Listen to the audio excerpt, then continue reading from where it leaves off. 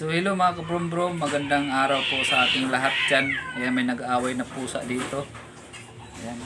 Tungkol doon sa nagtanong sa ginawa kong video kung pwede ba mag-apply ng driver ng bus kahit walang experience sa bus.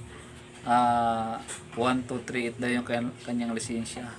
So idol, pwede naman yan idol, basta kaya mong ipasa yung trade test ng company namin sa HM Transport.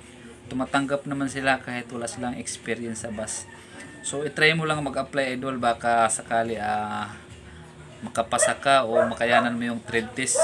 Ayon sa chat mo, ayon sa message mo, 1, 2, 3, 8 yung lisensya mo. So nakapag-drive ka ng mahabang sasakyan. So ibig sabihin, kaya mo na yan ipasa yung trade test ng bus, no? Dahil mabilis lang naman yung trade test. Basta driver ka na, kaya mo na yan. Lakas lang ng loob at saka tiwala sa sarili idol. Oh my God! Idol. So yung company pala namin, sa Laguna siya matatagpuan idol, sa Binyan, Laguna. Barangay Tubigan, Binyan, Laguna. HM Transport. So yun idol, ingat ka, sana makapasa ka sa trade test at magkita-kita tayo dito. Try nyo lang mag-apply. So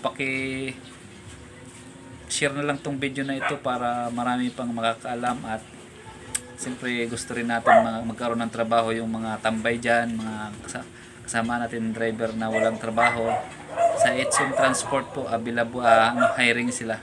Dahil maraming biyahe ngayon ang HM Transport, mga shuttle. So doon naman sana nagtatanong kung ano daw, porsentuhan ba daw o yung sahuran. So ngayon mga idol, yung sa amin wala nang porsyento dahil basic na kami. Arawan na arawan.